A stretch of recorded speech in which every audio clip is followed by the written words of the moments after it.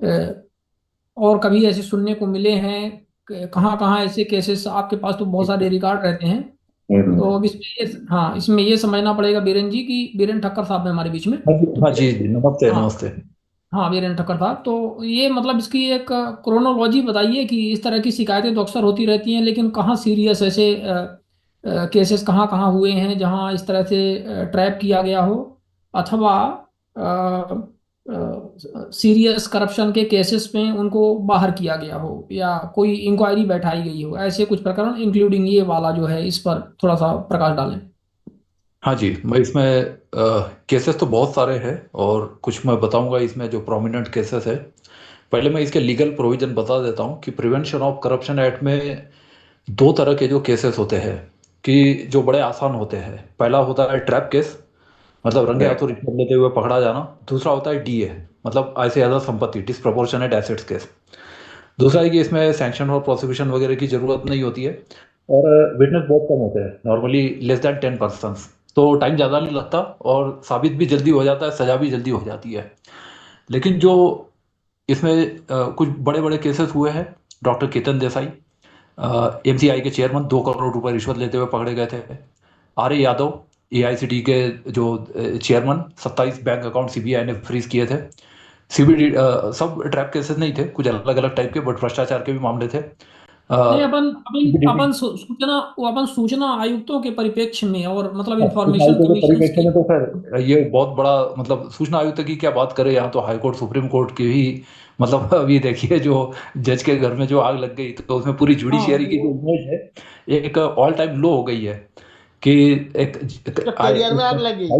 Yes, career में ये हुआ कि एक आइडेंटिटी, एक क्राइसिस सा हो गया है इनका, क्रेडिबिलिटी क्राइसिस, कि इनकी क्रेडिबिलिटी जो है, विश्वसनीयता लगभग पूरी तरह से समाप्त हो गई है।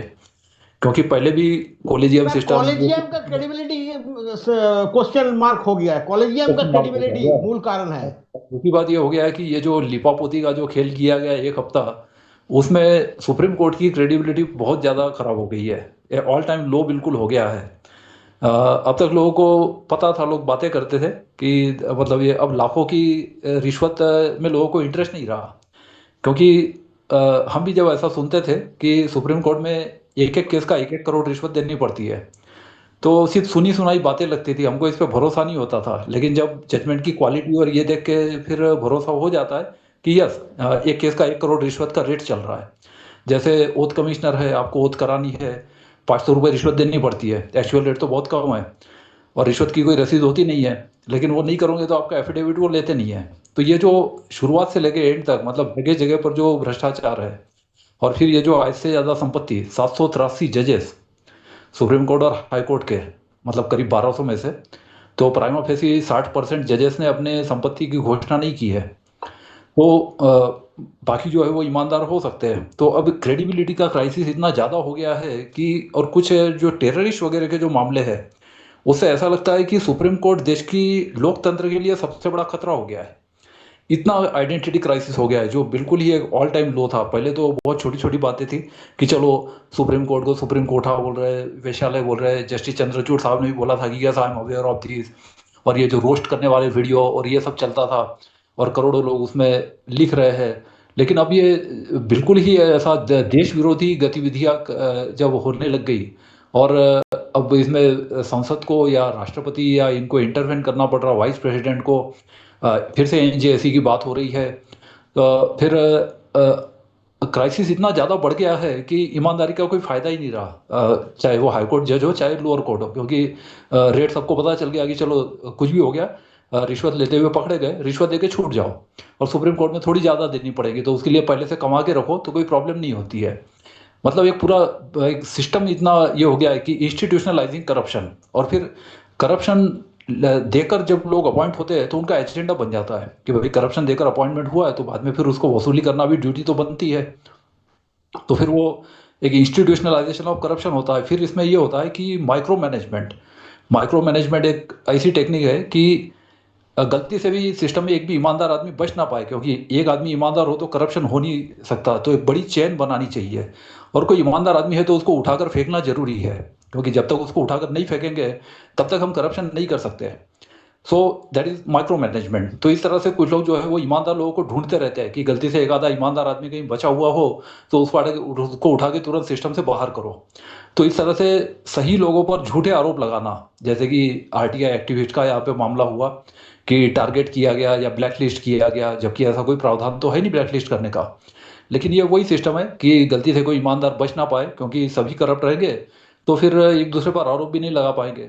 जैसे नेताओं पर होता है ना कि कोई पकड़ा जाता है, मान लो भ्रष्टाचार करते हुए, तो कभी कोई नेता ये नहीं बोलता कि मैंने भ्रष्टाचार नहीं किया। उसका पहला क्वेश्चन क्या होता है, क्या आप भ्रष्ट नहीं हो? मतलब दूसरे भ्रष्ट है कि नहीं वो उस पर ध्यान देता, वो अपने सवालों का जवाब ही नहीं देता कि क्या वो जो उसको कहा जा रहा है भ्रष्ट, कोई ये डिक्लेयर कभी कोई नेता नहीं करता कि हम भ्रष्ट नहीं है। वो मान के चलते कि भैया भ्रष्टाचार जो है it's a mode of living, it's a सभी लोग होते ही है, कोई ना हो तो बात अलग है। तो इस तरह से बिल्कुल एक जो टॉलरेंस हो, जीरो टॉलरेंस जो है उसको तो सब भूल ही गए हैं। तो इसलिए ये इतना मुश्किल हो गया है लोगों के लिए सरवाइव करना, और इतना क्रेडिबिलिटी क्राइसिस हो गया है।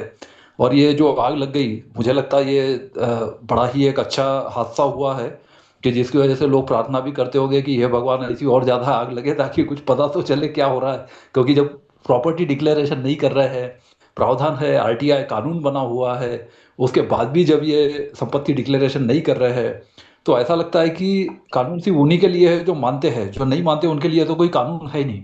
इससे जो एक एनआरकी या लॉलेसनेस जैसी स्थिति बनी है, या जैसे लोग मान रहे हैं कि देश की सुरक्षा के लिए सुप्रीम कोर्ट सबसे बड़ा खतरा हो गया है, ये बहुत बड़ा एक आइडेंटिटी या क्रेडिबिलिटी क्राइसिस हो गया है।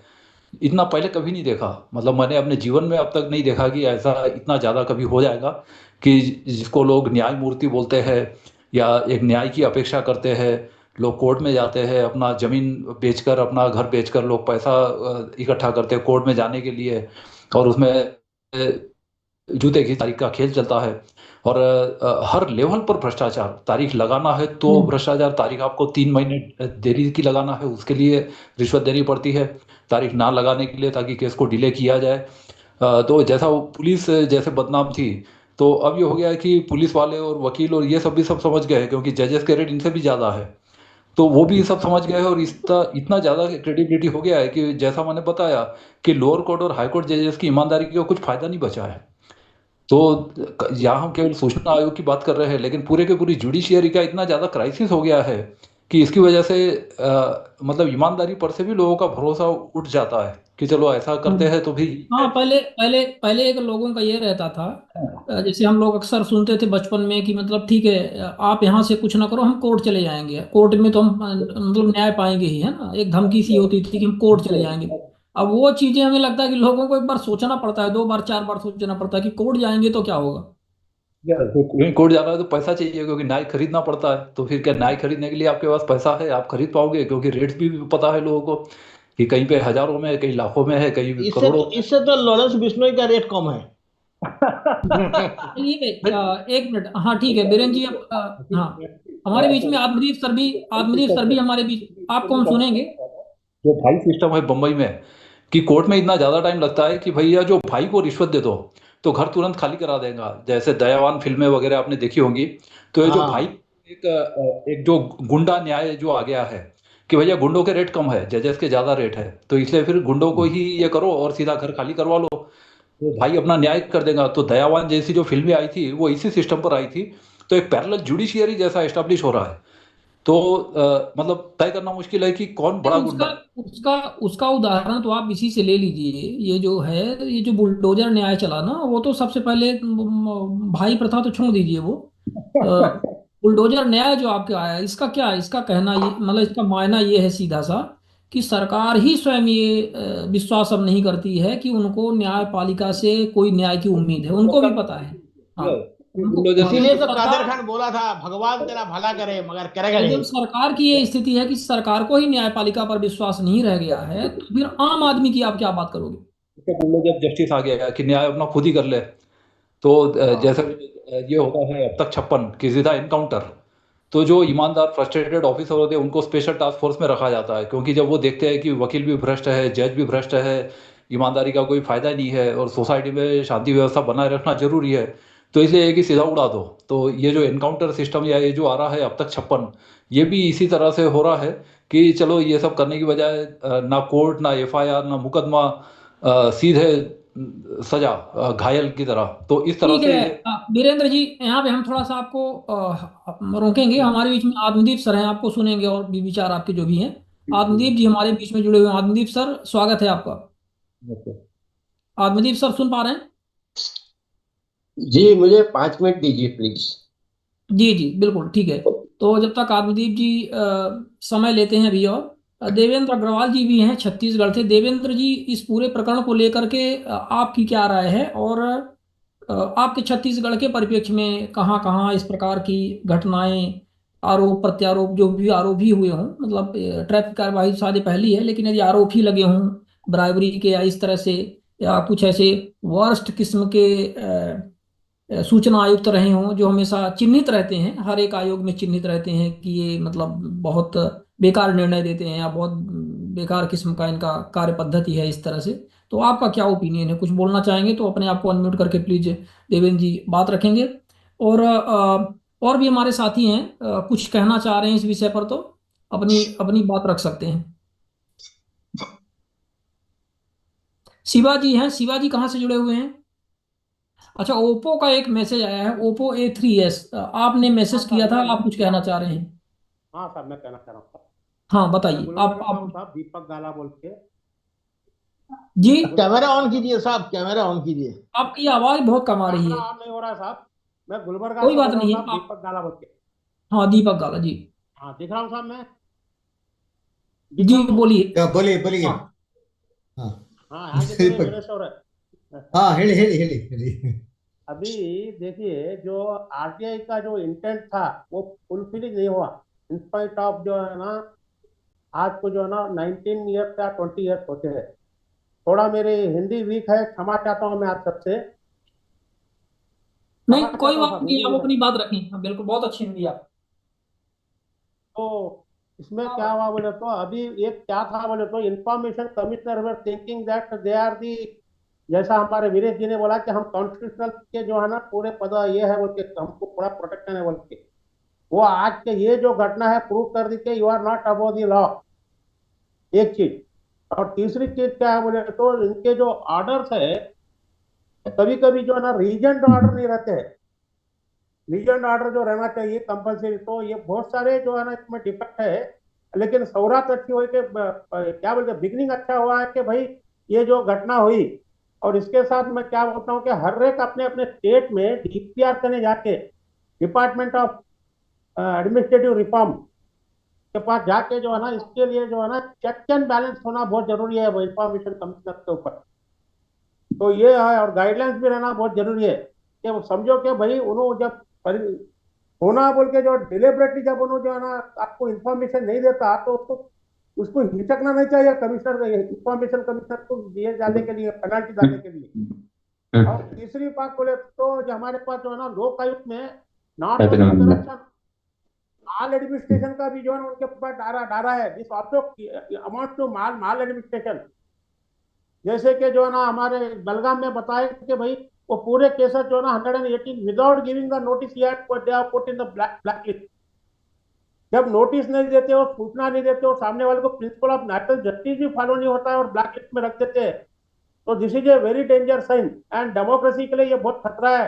जैसा हमारे अभी जुडिशरी का बताए, जुडिशरी का सरकार, ये जो हमारे इंफॉर्मेशन कमिश्नर अगर समझो अपना दायित्व में जो ना फेल हो रहे, तो they are the very much impediment to development of the democracy.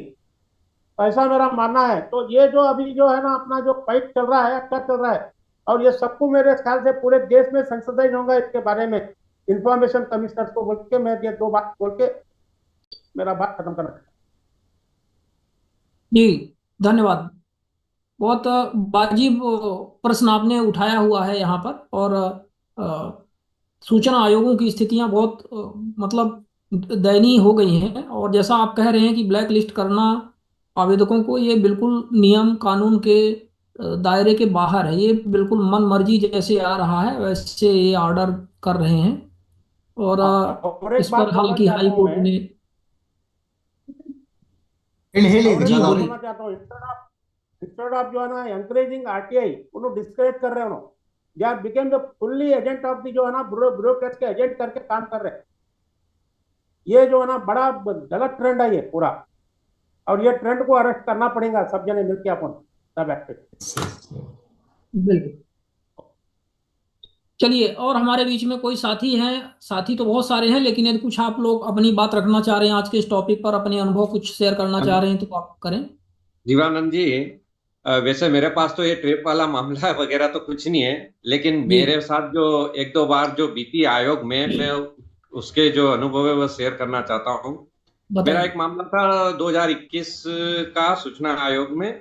तो उसमें नगर पालिका के सीएमओ पीआईओ को उसमें जवाब तलब करा था।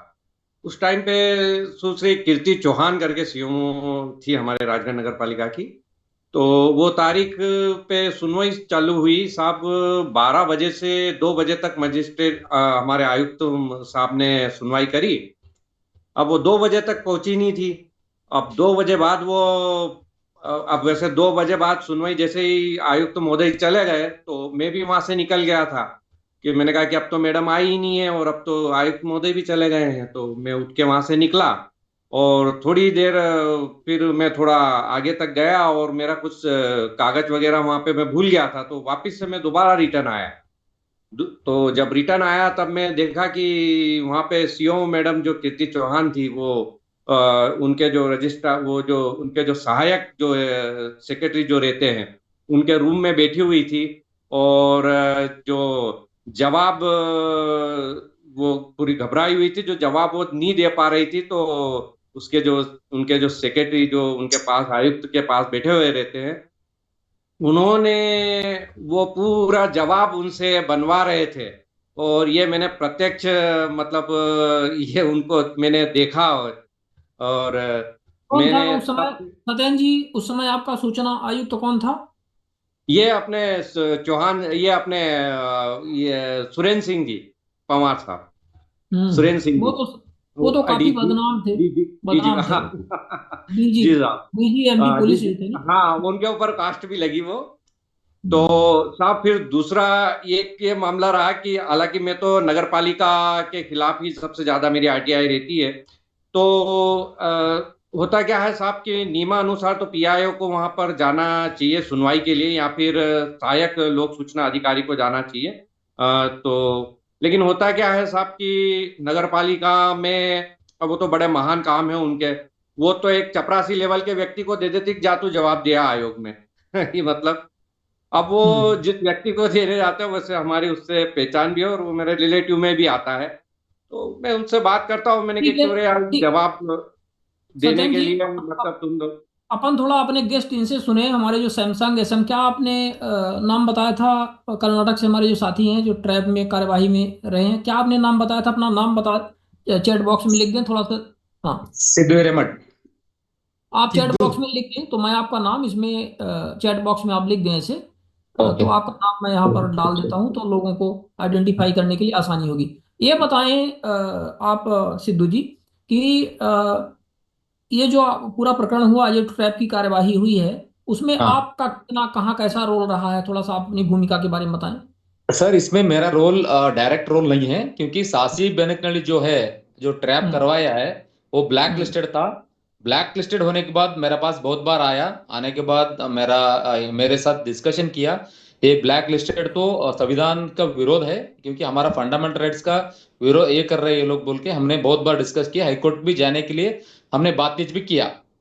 फिर बाद में क्या हो गया सर, ये जो 15 डेज से चल रहा था कि सासी बेनकनली को कमिश्नर ने फोन करके आपका केसेस मैंने हेयरिंग रखा हूं एक ही दिन में, आप आइए बोल के वो कमिश्नर उसको फोन करने के बाद मुझे सासी बेनकनली ने डिस्कशन किया कैसे करेंगे। ये तो मुझे 3 लाख रुपए मांग रहे हैं, मेरे पास 3 लाख रुपए नहीं है। वो जाके बार्गिन किया है सर, मुझे कम करो बोल के। वो कमिश्नर ने फोन पे, ओवर फोन पे बोला है कि 1 रुपए भी कम नहीं है, आपको 3 लाख रुपए देना ही पड़ेगा। फर्स्ट 1 लाख रुपए दे दिए, बाद में 2 लाख रुपए दे दो बोल के वो 1 रुपए भी कम नहीं किया। उसके बाद में मैंने क्या किया, उसके लिए सब एविडेंस चाहिए। क्योंकि जो ब्राइब जो प्रिवेंशन ऑफ करप्शन एक्ट जो एफआईआर होता है, वीरेश जी ऑलरेडी बताया कि पहले उसका हम्म। डिमांड रहना चाहिए। उसका हाँ, डिमांड डिमांड। क्लियर, उसका डिमांड बहुत क्लियर था। फोन पे बात करता था, उसका डिमांड बहुत क्लियर था, 1 रुपए भी कम नहीं है। और उसमें क्या है सर, बहुत क्लियरली एक बात है, इसमें दूसरा इंफॉर्मेशन कमिश्नर भी शामिल होंगे शायद, क्योंकि सासी बेनेतनल्ली का ब्लैक लिस्टेड बेलगाम बेंच में था और बेंगलुरु बेंच में था, वो लोग भी इन्वॉल्व है बोल के हमने बोल रहे हैं कि गवर्नर सर को हमने लेटर भी लिखा है मैंने, और honourable superintendent of police Lokayukta को भी लेटर लिखा है कि नहीं, उसमें सिद्धू जी, इसमें ये जो केस। सिद्धू जी, इसमें जो ट्रैप हुआ है, बहुत सही पॉइंट आपने पकड़ा है। जो हाँ जी। ये जो ये ट्रैप ट्रैप जो सूचना आयुक्त यहाँ पे ट्रैप हुआ है, हम्म। यदि इसके इसके जो मोबाइल कम्युनिकेशन ट्रैप होने के बाद में इसके mobile communication, CDR, call detail recording yes और सर। रिकॉर्ड्स, और साथ में इसके सब कम्युनिकेशन, यदि व्हाट्सएप मैसेज वगैरह, पूर्व जो अन्य हम्म। सूचना आयुक्त हैं जहां हम्म। बता रहे हैं जिन्होंने ब्लैक हाँ। लिस्ट किया हुआ था, यदि हाँ। उनका ये हाँ। निकाला जाएगा तो हमें लगता है कि पुलिस ये सारी की सारी ये इनका पूरा निकाल निकाल लेगी। और इनका यदि कहीं भी कनेक्शन आता है, तो कोई भी कम्युनिकेशन इस तरह से भी हुआ होगा, तो इस पर आप जरूर ध्यान दीजिए सर वीरेश भी, सर कि मैं मतलब। और एक बात सर, मैं और एक बात बताना चाहता sir. One more thing I want to tell you sir. इसमें क्या हुआ, फर्स्ट ट्रैप होने के बाद पहला लोकायुक्त ऑफिसर ने उसका मोबाइल ले लिया, फर्स्ट उसका मोबाइल जब्ती किया सर। मोबाइल में सब इंफॉर्मेशन जो आपने बोला है, कॉल सीडीआर निकालने के बाद पता चलता है कि कौन कौन इसमें शामिल है बोल के, इसके साथ कौन कौन भी शामिल, कौन इंफॉर्मेशन कमिश्नर, क्योंकि एक वॉइस कॉल में वो बताया कि मैंने उधर भी पैसा देना पड़ता है बोल के, उधर बोले तो या बेंगलुरु या बेलगाम, हम्म। वो सब पूरा इंक्वायरी होना चाहिए सर।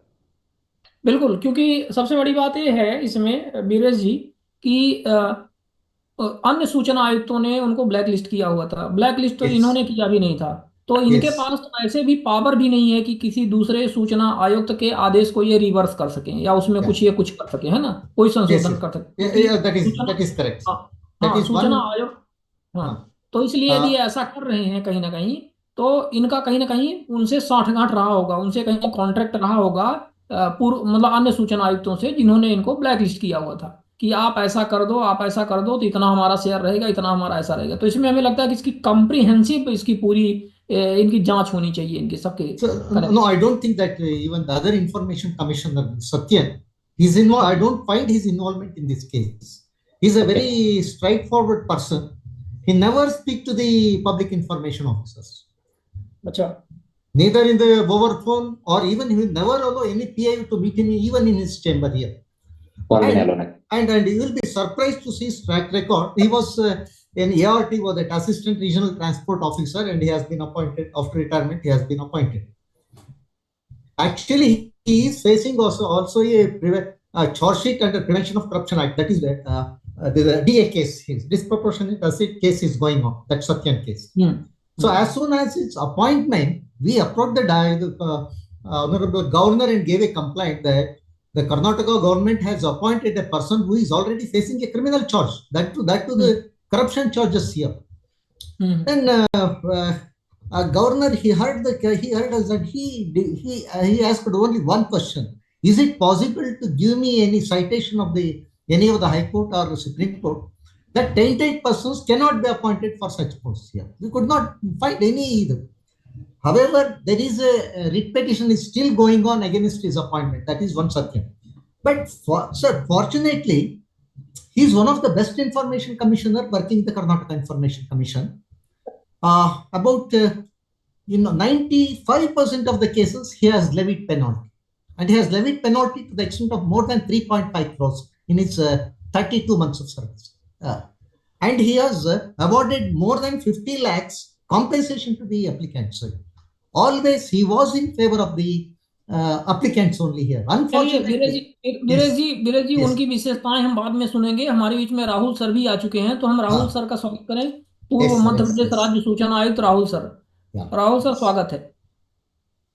धन्यवाद शिवानंद जी। सर, आज का टॉपिक तो आपने देखा ही है पूरा। हाँ, वो तो बहुत ही मतलब इतने शर्मनाक है। The way mister Vellore was explaining that he has already complained to the governor even during the appointment process. उसके बाद भी गवर्नर जो है उन्होंने, वो सर शायद दूसरे No, हैं। this is a different person, sir. That अच्छा, was that's a different. that's a Oh, I different thought person. that there's a No, no. there's another commissioner who is facing corruption charges. Yes, Yes. yes. Oh, so Karnataka has so much potential at the बात एक information ही है commission. Sir, वो भले अलग हो, बात तो एक ही है ना। तो but then like I mean definitely अगर कोई करप्शन चार्जेस फेस कर रहा है उसको भी नहीं बनाना चाहिए, Yes. क्योंकि भाई ये तो बता रहा है कि like I mean you know like the person has this capability and ability to make mint money at the public office. तो इसको तो उसी समय इनको तो खैर इस मामले में तो आई वुड कॉन्ग्रेचुलेट कि वो जो शिकायत जिन्होंने की है लोकायुक्त में, क्योंकि ऐसे लोगों में भी नॉर्मली क्या होता है कि जब लोगों को लगता है कि भाई जो सिस्टम के अगेंस्ट जाकर के आप लोकायुक्त में कंप्लेंट करना इज अ बिग थिंग, और Yes, yes. उसमें डेफिनेटली ये जो जिन्होंने शिकायत की अगर वो नहीं करते तो ये मामला कभी लाइट में भी नहीं आता। देयर सो मेनी केसेस जहां पर ये करप्शन चल रहा होगा, जहां इन्होंने he must have taken bribe and you know settled show cause notices जो है उन्होंने पीआईओ के अगेंस्ट उन्होंने ड्रॉ कर दिए होंगे, विड्रॉ कर लिए होंगे। तो there so many cases, I think जितने इनके केसेस हैं वो सारे केसेस जो है उसकी स्क्रूटनी भी होनी चाहिए। Yes, yes. और अगर लेजिटिमेटली अगर उसमें सेक्शन 18 में अगर कोई जाकर के कंप्लेन करे और वो उनको लगता है कि अब तो चीफ इंफॉर्मेशन कमिश्नर है, वो अब देखे उनका काम है, उसका जनरल सुपरिंटेंडेंस उनके पास है, और उनको लगता है कि ये यहाँ पर सही ढंग से फैसले नहीं लिए गए, तो वो एक निर्णय लेकर के उन सारे जितने इनके पुराने फैसले थे उनकी दोबारा सुनवाई करवा सकते हैं। उसका एक ऑप्शन ओपन रख सकते हैं सेक्शन 18 में, उसकी दोबारा शिकायत करके वापस वो उन केसेस में रिलीफ मिल सकता है जो एप्लीकेंट्स हैं। लेकिन इसमें भी आप लोगों को mister Vellore I would suggest कि इनके जितने पुराने कंट्रोवर्शियल केसेस हैं उसमें you should move an application with the chief information commissioner of Karnataka saying that, requesting कि भाई जितने इनके पुराने केसेस है अगर उनमें कोई सेक्शन 18 में कंप्लेंट आती है, those specially not satisfied, because ये तो स्टेब्लिश हो गया है कि इनका ये करप्शन और पूरा ये सब स्टेब्लिश तो हो गया है, तो इनके अगेंस्ट इन्होंने जो केसेस इन्होंने जो whatever cases he has heard, उन सब केसेस का वापस उसमें प्रोविजन होना चाहिए कि उनको दोबारा उसमें सेक्शन 18 में उनकी सुनवाई हो सके। एंड इट्स वेरी शॉकिंग, ये मुझे लगता है शिवानंद जी ये पहला मामला है अक्रॉस कंट्री यस सर जहां पर information commissioner himself got trapped. इससे पहले मध्य प्रदेश सूचना आयोग में in MP state information commission there was a clerk who was not even related to any information commissioners office, he was a general clerk, not even clerk, he was a peon, and so he was basically asking for money ki from RTI applicants कि हम आपका case जल्दी सुनवाई में लगवा देंगे। So he got trapped by Lokayukta in Bhopal. तो वो एक केस आया था। इसके अलावा बट लेकिन ये पहली बार हुआ है कि स्टेट इंफॉर्मेशन कमिश्नर जो है हिमसेल्फ गॉट ट्रैप्ड। तो ये तो बहुत मतलब एंड इट आल्सो शोज कि बेसिकली सुप्रीम कोर्ट की जो गाइडलाइन है आप देखिए कि उसमें बहुत क्लैरिटी के साथ जो चयन प्रक्रिया है, जो कैसे उसको इलेक्ट करेंगे, ये सब उसमें दिया हुआ है।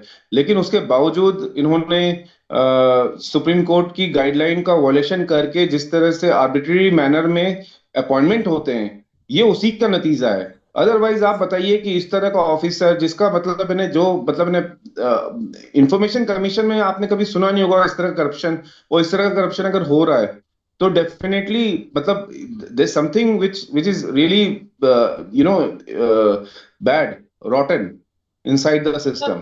तो ये बताएं, हाई कोर्ट और सुप्रीम कोर्ट के जजेस के ऊपर करप्शन चार्जेस लग रहे हैं और वो इस तरह से पैसे पकड़े जा रहे हैं, तो इन्फॉर्मेशन कमिश्नर और ये पकड़े गए हैं, ये भाई साहब जो पकड़े गए हैं ट्रैप में, इनकी सर स्थिति यह है कि ये ठेकेदार थे। पहली बात तो ये सूचना आयुक्त कैसे बन गए, ये बहुत बड़ा सवाल है। तो ये ठेकेदार थे, हाँ ठेकेदारी करते थे ये। अच्छा ये इनका ये अच्छा ठेकेदार थे ये मुझे नहीं मालूम था इनका background.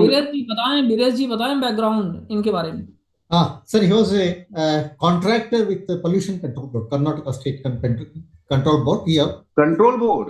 Yeah, Control Board is the most corrupt body. Anyone who has served there, I mean, so probably he must have paid bribe. Yes, sir, definitely. 100%, sir.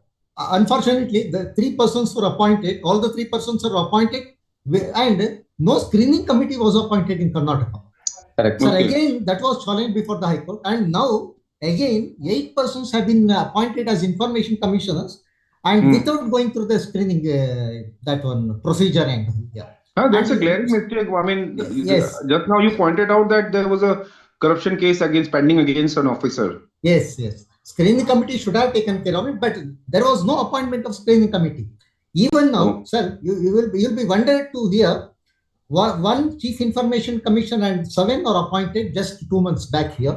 It has been challenged before the High Court here.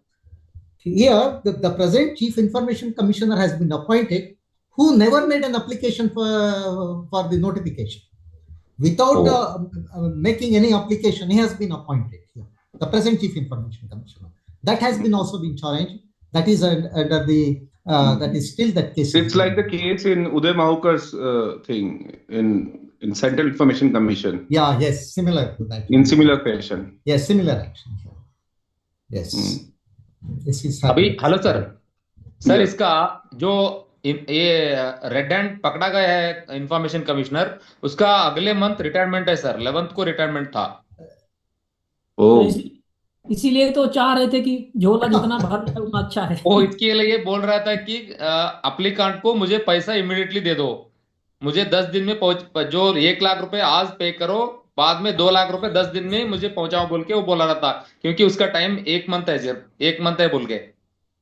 But if he wanted to earn money, he was fool enough to venture into State Information Commission. उसको तो Pollution Control Board में ही continue करना चाहिए था।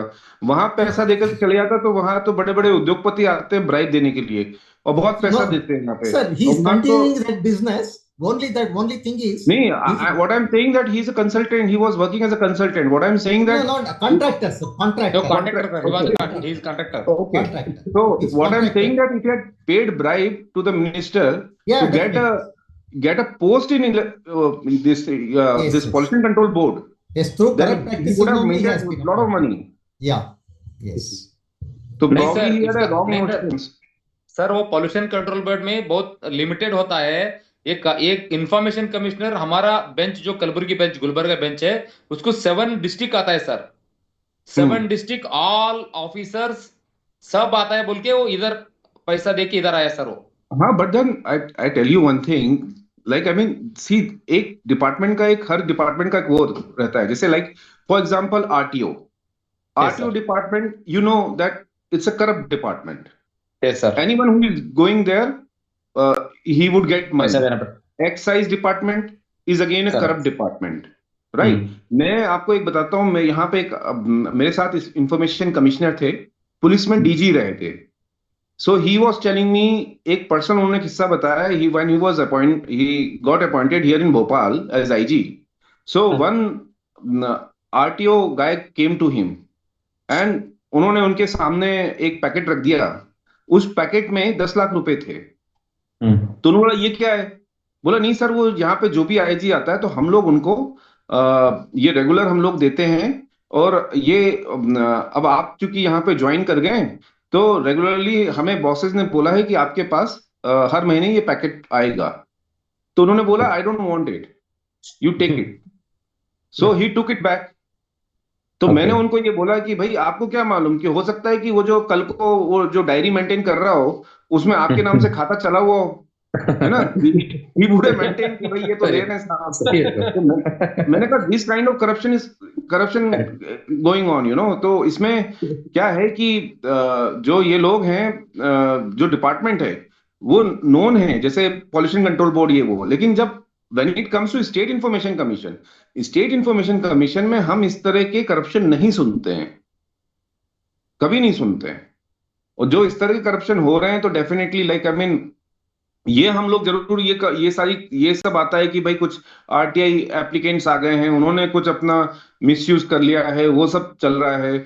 Information commissioner ने out of वे जाकर के किसी को फेवर कर दिया, वो समझते हैं कि भाई उनका केस खत्म कर दिया या उनके ऊपर पेनल्टी लगा दी, ये भी देखा है। लेकिन ये पैसे का खेल और ये सब तमाम चीजें जो हैं वो आज तक नहीं सुनी गई है, और ये पहली बार हुआ है। तो वही मैं कह रहा था कि आई वाज सरप्राइज, प्रॉब्ली ये उनके लिए इजी वो रहा होगा कि इंफॉर्मेशन कमीशन में ज्वाइन करना। पॉल्यूशन कंट्रोल बोर्ड में तो डेफिनेटली बहुत हाई स्टेक्स रहते हैं, बहुत ज्यादा पैसा देना पड़ता होगा। But he had a wrong notion जो वो यहाँ आ गए। एंड आई एम श्योर कि अब ये इस मामले में तो मिस्टर वेलूर, तो ये तो अब इनका रिमूवल प्रोसेस भी अब कैसे होगा? ये तो गवर्नर के बाद फिर हाई कोर्ट जज की इंक्वायरी होगी। No, we have demanded an inquiry by a retired High Court judge, sir. We have made a demand, and also we have made a demand that all his orders should be reviewed here. Anyhow, he's retiring on 17th of next month, I think. Sidhu, it is not 11. It is on 17th. 17th, he's retiring here. And but अभी what is the status? Is he he's in working judicial custody, sir. He's in judicial custody. No, judicial अच्छा, custody. Judicial custody. Yeah, judicial custody is but here. Lokayukta में judicial custody तो ज्यादा होता नहीं, उसके बाद तो फिर छोड़ देते हैं। No, वो sir. तो Normally in Karnataka, minimum they have to be in JC for 1 week. That is the minimum. 1 week। 1 Oh. week, yeah. That is no. That is the procedure Yeah. that is being followed in Karnataka. In all trap cases, normally they will not be let on bail within 1 week. Yeah. Even some of the persons are still lying in the jail even after 6 months of the trap here. It all depends on the seriousness of the case here. But this has been taken very seriously. We brought it to the notice of the governor also here. Sir, even in earlier, I would like to remind one more earlier, there was a similar, not different type of case was there here. One Mr. H.N. Krishna, formerly he was in chairman of the Karnataka State Public Service Commission. He was appointed as the Information Commissioner. There was a lot of irregularities in there, and there was a criminal case against him. When he was Information Commissioner, he was arrested and sent to jail. He was in JC for about 2 months here. So we demanded his immediate dismissal here. However, he immediately resigned. This was the first case where a sitting Information Commissioner was sent to jail and he was in judicial custody for 2 months in Karnataka. Yeah, this is the thing, sir. So in MP, I mean, officers are not sent to judicial custody. They are immediately given bail, just sir, immediately after trap. No, sir. No, in no. Karnataka, in all trap cases here, they will be sent to the jail here. No, this is how the playing is normally. When arrest was made, and normally they produce him before a magistrate. Magistrate has no jurisdiction to give them bail in trap cases. Only the Sessions Court has the jurisdiction here. So MP is more corruption friendly. Yes, sir, there are a lot of corruption complaints against some of the information commissioners are pending with the governor. Sir, unfortunate thing is there is no machinery exist for looking into the corruption charges made against the information commissioners. This is common in all the states, sir. So there is no procedure has been laid down. That is the problem here. Who should inquire into it? Chief Information Commissioner cannot do it because he is of the same rank. Whether governor can do it, may do it, but nobody has made such an attempt here. They say, where is the procedure? There must be some precedent or procedure should be there. First, we have to demand some this code of conduct for information commissioners. Sir. There is no code of conduct for information. Because see, I do agree with that, because yes, a bad case in law can't be equated with corruption. Yeah. अगर किसी ने गलत order दे दिया है, मतलब बहुत खराब order दिया हुआ है, तो उसको करप्शन नहीं बोल सकते हैं, yes, है ना? तो yes, बट देन उसको इनएफिशिएंसी तो बोल सकते हैं. yes, that person yes, has shown inefficiency in his work. तो उसको उस आधार पे भी वहां से हटाने के लिए कार्रवाई हो सकती है. और प्लस आई एम श्योर कि ये जो इस तरह के मतलब लोकायुक्त और जो एजेंसीज होती हैं, they have their mean to keep a check on these people, like I mean who are doing corruption. कितना प्रॉपर्टी उन्होंने किया हुआ है भाई. Of course Lokayukta has no right कि भाई वो प्राइवेट इसमें कितना उन्होंने संपत्ति बनाई है, प्रॉपर्टी बनाई है, उसका नहीं है. But once a commissioner is appointed, he becomes a government servant, so he is well within the purview of the lokayukta. So his property can be evaluated. Yes, sir, this I would like to clarify here one thing, sir. Here, even earlier, some of the complaints made against some particular information commissioner to the lokayukta regarding the maladministration, passing an adverse order or passing an order not in conformity with the law, amounts to maladministration, and maladministration is one of the area where Lokayukta can interfere and conduct an inquiry. But here, the earlier Lokayukta refused to take up the case, stating that I don't have any jurisdiction over Information Commissioner, stating that they are enjoying immunity. They say. But now the present Lokayukta was convinced. Sir, I would like to read I would like to read it to you. Sorry, here. Now there is a provision in Karnataka Lokayukta Act that who comes under his jurisdiction, whether State Information Commission comes or not. So in the present case, there was a discussion before registering an FIR. The Superintendent of Police consulted the Lokayukta and the legal department in the Lokayukta, and finally they gave a nod that State Information Commissioners fall under the jurisdiction of the Lokayukta. The citation the given is a statutory body or a corporation, not being a local authority established by or under a state or central act, owned or controlled by the state government, and any other board or corporation as a state government may, having regarding to its financial interest therein by notification. So on this clause, on this section, relied on it, and now the first time they took a decision that yes, Information Commissioners come under the purview of it.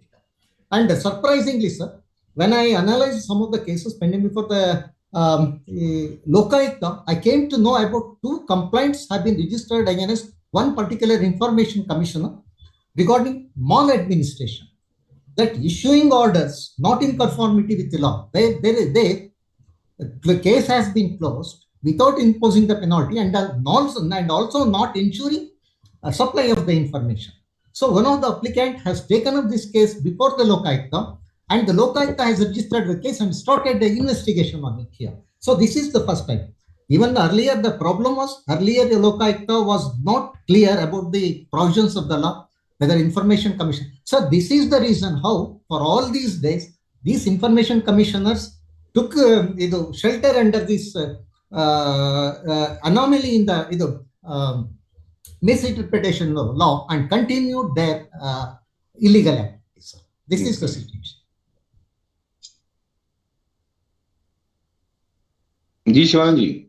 Ji Atmadeep sir भी sir जुड़े हुए हैं, तो Atmadeep sir अच्छा, आप ready हो गए हैं तो अपनी बात आज के इस महत्वपूर्ण टॉपिक पर रखें। जी हाँ, सभी साथियों को नमस्कार। नमस्कार। बहुत ये अभी तक का सबसे गंभीर विषय है जिस पर अभी चर्चा हो रही है, और सब लोग हतप्रभ हैं, औचक हैं इस खबर को जानने समझने वाले, ये हुआ कैसे। लेकिन आपने देखा होगा कि मध्य प्रदेश के जो 2 प्रमुख अखबार हैं, पत्रिका और भास्कर, उनमें एक लाइन इस खबर की आप लोगों ने नहीं पढ़ी। हिंदू ने बहुत अच्छी खबर छापी और अखबारों में आई। बेसिकली ये है साउथ का, कर्नाटक का ये केस है, तो वो अखबार तो वहाँ का हिंदू अखबार तो साउथ से प्रारंभ होता है, हालांकि वो इंटरनेशनल अखबार है, तो वो तो कवर करते हैं, हमेशा ही कवर करते हैं। लेकिन ये तो दुर्भाग्य है कि मतलब नॉर्थ में ये अपनी तरह की देश की पहली घटना है और प्रमुख घटना है। ये तो भले देश के किसी भी हिस्से की हो, पूरे देश में प्रकाशित प्रसारित होनी चाहिए। कोई चूक रही होगी, कोई, हम ये नहीं कह रहे हैं कि इसके पीछे कोई इंटेंशन हो। बहरहाल ये जो कर्नाटक में सूचना आयुक्त महोदय पकड़े गए हैं रिश्वत लेते हुए और गिरफ्तार हैं, इस घटना ने सभी सुधी लोगों को बहुत शर्मसार किया है। सूचना आयोग की साख पे बट्टा लगाया है, गंभीर ठेस पहुंचाई है, बहुत निंदनीय है ये घटना। लेकिन हमको, मेरा निवेदन है कि इसको सब तरफ फैला के नहीं देखना चाहिए। 19 साल लगभग सूचना आयोग बने गुजर गए। इतने सालों में सिर्फ एक राज्य में एक सूचना आयुक्त ऐसा अधम कृत्य करते पकड़ा गया है। तो इसका मतलब यह अर्थ नहीं निकालना चाहिए कि ऐसी रिश्वतखोरी ज्यादातर जगह चल रही होगी और वो लेकिन पकड़ में नहीं आ रही। और दूसरा, हमें इस एक घटना को पूरे देश के सूचना आयोगों पर थोप कर लोगों में निराशा उत्पन्न करने से भी बचना चाहिए, क्योंकि सूचना आयोग अभी भी आम लोगों की उम्मीद के बहुत बड़ी किरण बने हुए हैं। इससे ज्यादा गंभीर पहलू यह है कि पूर्व नौकरशाहों को या जो सूचना का अधिकार अधिनियम में जो पात्रता तय की है उसका उल्लंघन करते हुए, उस प्रक्रिया का उल्लंघन करते हुए जिनको सूचना आयुक्त बना दिया जाता है, ऐसे लोग समाज को बड़ी संख्या में है, ऐसे सूचना आयुक्त, तो वो समाज को इस कर्नाटक की घटना से कहीं ज्यादा नुकसान पहुंचा रहे हैं। अवैधानिक आदेश पारित करके, मूल प्रावधानों की पूरी तरह अनदेखी करके और अपीलार्थियों को हाईकोर्ट जाने के लिए बाध्य कर रहे हैं। ये लोग ज्यादा नुकसानदायक है सोसाइटी के लिए, जिनसे लगातार समाज के हितों की क्षति हो रही है। और ऐसे आयुक्तों में ज्यादातर पूर्व नौकरशाह हैं, सामाजिक क्षेत्र से बने लोगों में ऐसे आपको बहुत अपवाद स्वरूप कभी कोई मिलेगा।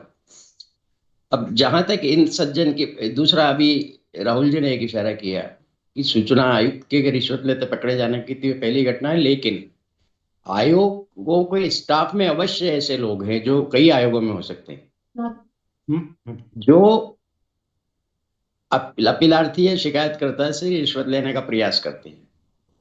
हमें याद है, हमें रिटायरमेंट के बाद एक खेल विभाग के अधिकारी ने बताया कि आपके मुख्य सूचना आयुक्त के जो पीए हैं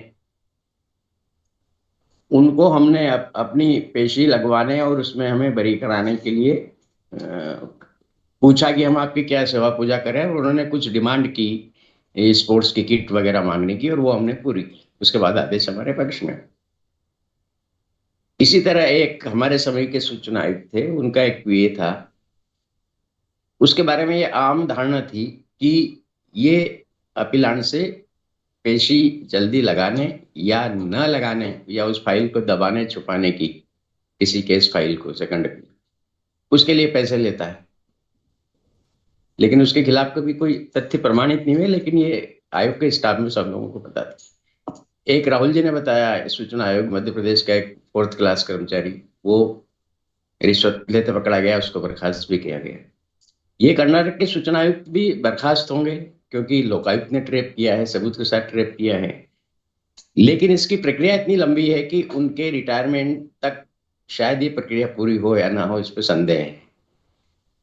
इस केस में होगा ये जो आरटी एक्ट में प्रावधान है सूचना आयुक्तों को हटाने का,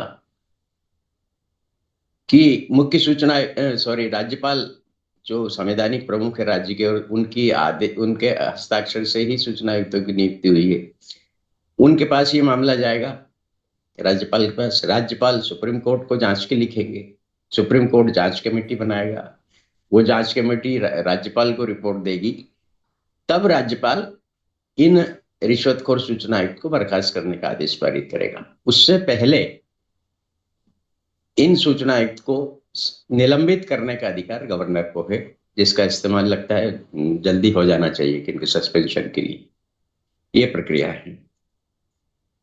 दूसरी बात, ये भी जो इनका काम सूचना आयोगों में पड़ता है वो सब जानते होंगे भली भांति कि आमतौर पर सूचना आयुक्तों को रिश्वत देने का प्रयास नहीं किया जाता है, जैसा कोर्ट के मामले में होता है।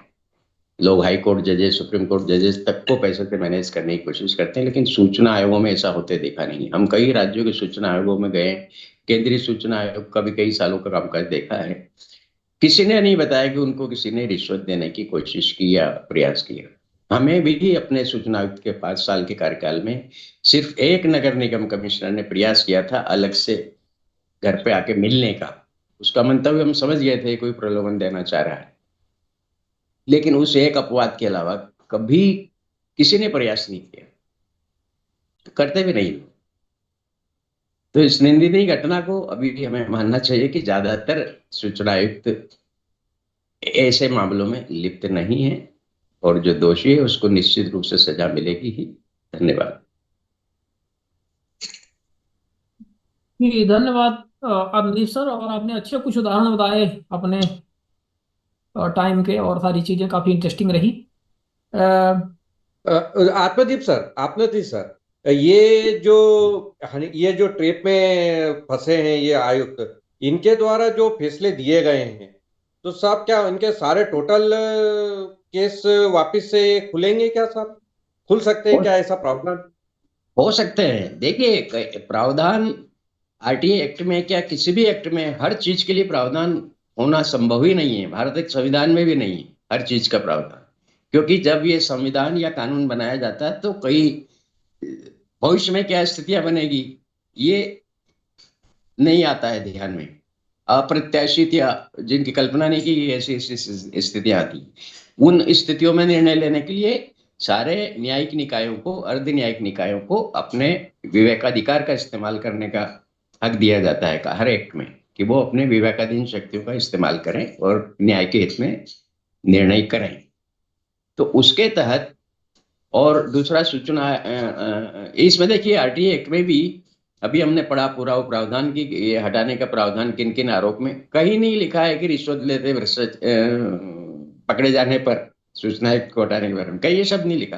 केवल कदाचार लिखा है या ये लिखा है कि सूचना आयुक्त ने ऐसे वित्तीय या अन्य लाभ अर्जित कर लिए हैं जिनसे सूचना आयुक्त के रूप में उसके कामों पर प्रतिकूल प्रभाव पड़ने की संभावना। ये इनडायरेक्ट है कि उसने ऐसा कोई लाभ पा लिया है किसी से जिसका उसके फैसले पे असर पड़ेगा। डायरेक्ट ऐसा कुछ नहीं कहा गया कि घूस लेते पकड़ा गया तो क्या होगा। तो विवेकाधिकार होता है और हर सूचना आयोग को अपनी कार्यप्रणाली तय करने का अधिकार एक्ट में दिया गया है। तो मुख्य सूचना आयुक्त चाहे तो जैसा कि राहुल जी ने भी कहा, ये निर्णय कर सकते हैं कि जो जो उनके द्वारा निर्णित मामले हैं, कहीं उनमें भी भ्रष्टाचार के संदेह का निवारण करने के लिए उनको फिर से रीओपन कर सकते हैं और किसी अन्य सूचना को सौंप सकते हैं उनको पुनरावलोकन करने के लिए। लेकिन इसके लिए भी ये आवश्यक होगा कि कोई उसके लिए शिकायत करे, अनुरोध करे, प्रभावित पक्ष जिसका भी वीरेश जी और उनकी टीम ने तो कर दिया है ये। Sir, here in this case, he is returning on 17th of April. Hardly has got another 17 days here. So the question of suspension does not arise at all, sir, here. And one thing is, even if he will not be allowed to assume the charge here, because as per the Prevention of Corruption Act, if any person is he is in judicial custody for more than 48 hours, he is deemed to be suspended from the service here. Okay. So the question of here, sir, another reopening of all the about 5,000 cases disposed by is impracticable, sir, here, and it's a wasteful expenditure, wasteful exercise. So we are not demanding it, but it should be an eye opener for the other information commissioners. They should realize it that they are also open to such type of inquiries by the local or by the inquiries. Sir, I'm very sorry to say that, sir, many of the information commission are still under the impression that they are enjoying immunity from criminal prosecution, but that is not correct also here. This incident proved that they don't enjoy any such immunity here. So that is a very strong message this case has sent to all the information commissioners. Thank you. इनका Viresh sir background क्या रहा इनका, ये जो वीरेंद्र पकड़े गए हैं? Sir, actually background is one. Sidhu, please explain the background, how he was trapped, why he was trapped. Sir, he will explain. He was the person who took lot of interest. हमारा Gulbarga information commissioner Ravindra ढाकाप्पा जी, वो पिछले 1 साल से Gulbarga bench में काम कर रहे थे sir, as a information commissioner. उसका पहले वो बेंगलुरु में 2 साल किया है सर। उसका अभी 1 महीना बनने के पहले क्या करते थे? वो एक्चुअली कॉन्ट्रैक्टर था। उसका एक फर्म था, डायरेक्ट फर्म था, एक रजिस्टर्ड फर्म। वो कॉन्ट्रैक्टर था, पॉल्यूशन कंट्रोल बोर्ड में कॉन्ट्रैक्टर काम करता था सर वो। फिर तो हैबिचुअल। हाँ, इसमें डायरेक्टली ब्राइब ऑफर किया है सर, मुझे आपका ब्लैक लिस्टेड निकालने के लिए 3 लाख रुपए मुझे दे दो। मेरा रिटायरमेंट 1 महीना है, उसमें फर्स्ट 1 लाख रुपए दे दो आज और 2 लाख रुपए बाद में दे दो बोल के वो डायरेक्टली ऑफर और फोन किया है सर। और उसका आप ही का केस था? नहीं, मेरा नहीं, मेरा एक फ्रेंड है सर, सासिब बेनगड़ी, वो कंप्लेंटेंट अलग है सर। मैं उसको हेल्प किया हूँ, वो भी हमारा टीम का मेंबर है। वो डायरेक्टली ऑफर करने और फोन ऑफर किया, 1 लाख रुपए फोन पे ब्राइब ले लिया सर। वो ये भी डायरेक्टली डिमांड किया फोन पे। और कमिश्नर कितना ट्रांसपेरेंट है, ट्रांसपेरेंसी का फेवर है कि उसने ऑनलाइन रिश्वत लेके पकड़ा गया सर। ईमानदार रिश्वतखोर है सर। ईमानदार रिश्वतखोर और ट्रांसपेरेंसी। राष्ट्रपति भवन में एक दिन का सम्मान समारोह भोजन रखना चाहिए। और पर्सन ऑफ एमिनेंस जिसकी बात करते हैं देवेंद्र अग्रवाल जी हमेशा कहते हैं पर्सन ऑफ एमिनेंस, तो यही होता है पर्सन ऑफ एमिनेंस। आप देखिए मतलब वो फेमस आदमी हो गया है रिश्वत लेने के लिए। मतलब वो सर कितना निर्भय होगा वो, क्योंकि ठेकेदार ज्यादातर काम अपना परसेंटेज दे के ही कराते हैं टेंडर नहीं पास नहीं करने से लेकर। आत्मदीप जी ये भी तो पैसा दे के अपॉइंटमेंट मिला था ना, वो पैसा तो वसूली करना है ना उसको। हाँ बिल्कुल बिल्कुल, सही है, सही है। ये चंदा भी दे हुआ के होगा, धंधा मिला। ये भी हुआ होगा। वेस्ट बंगाल तो सेफ है ना। नहीं नहीं कोई हम लोग बहुत एफिशिएंट है ये सब मामले में। ऐसी ट्रांसपेरेंसी आपके यहाँ भी रखी। नहीं सर आत्मदीप हम सर, लोग ट्रांसपेरेंसी में विश्वास नहीं करते हैं। Atmadeep sir sir, Atmadeep sir, ये आशीष आत्मदीप सर, आशीष नारायण ये अगली खुशखबरी अपने स्टेट से लाएंगे। Sir Atmadeep sir, Atmadeep sir, information commissioner का और एक ट्रांसपेरेंसी मत बताता हूँ। वो अप्लीकेंट को भी कॉल करता था, पीआईओ को भी कॉल करता था, कल हियरिंग है आ जाइए बोल के। बहुत ट्रांसपेरेंसी काम किया सर वो। फेयर डीलिंग थी, उसने अपना टेन्योर भी बता दिया कि इतना सा समय बचा है, उससे पहले मुझे हिसाब पूरा करना है, ओके। तो जल्दी कीजिए। खातिरदारी कर रहे होंगे। तभी भी मेरा देश महान है। महान तो है ही है। चलिए देखिए आगे। रिश्वतखोरी कहाँ नहीं है। आप हम यहाँ दूर से बैठ के कल्पना करते हैं कि बाकी जगह नहीं होगी, भारत जैसे देशों में। भारत से भी गए बीते बहुत देश हैं जहाँ बहुत ज्यादा है, और अमेरिका, कनाडा, रशिया जैसी जगह में भी घुसखोरी है, चाइना में भी है जहाँ डिक्टेटरशिप है, और मुस्लिम देशों में भी है जहाँ राहुल हाथ सर पांव कुछ कहना काटने की चाह रहे सजा हैं। है, वहां भी है। राहुल सर कुछ कहना चाह रहे हैं। सर कुछ कहना चाह रहे हैं। ऑडियो सर आपका कट हो गया है।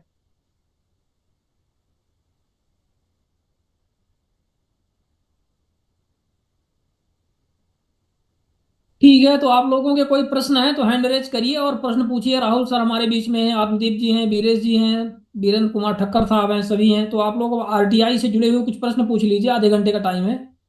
हैंड रेज का ऑप्शन चुनिए ऐसे, हैंड रेज का, और आपका आएगा तो हम आपको कॉल करेंगे।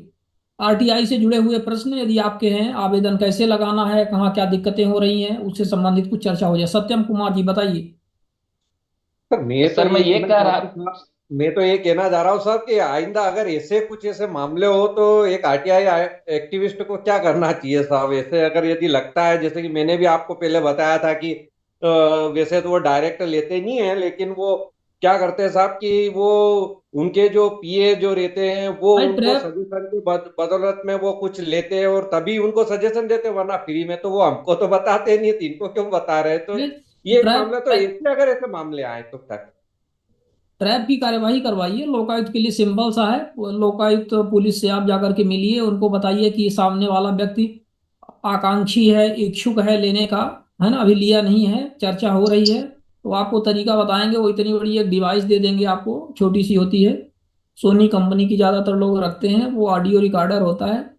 और आप उनसे मांग वार्ता रिकॉर्ड कर लेंगे, मांग वार्ता आ जाएगी। मुख्य इसमें होता है मांग वार्ता, फर्स्ट स्टेप, उसके बिना कुछ नहीं होता। तो वो नहीं आप ना, कहिए। मैं ये इसकी बात नहीं कर रहा हूँ। ये तो क्या है हमारे साथ नहीं, ये तो क्या है पीआईओ को क्या है कि उनसे ये पैसे लेके और उनको ये आइडिया बताते कि इसमें आप ऐसे जवाब दीजिए, क्योंकि वहां तो उसमें वो कुछ योगो उसमें आप मैडम कुछ नहीं कर घबराई हुई सकते थी। हो। वो उसमें आप कुछ वो नहीं कर सकते हो। आप लीगल पॉइंट जो भी है आपके, यदि आरटीआई कानून का उल्लंघन हो रहा है तो आप उन धाराओं के तहत बोलिए कि इसमें ये कार्यवाही बनती है, आप करिए। यदि करते हैं तो ठीक है, नहीं करते हैं तो उनके डिसीजन के बाद आप हाई कोर्ट जाएंगे, जो कि उसकी प्रक्रिया है। सत्येंद्र जी है ना। भारत पंड्या जी क्या बोलना चाह रहे हैं।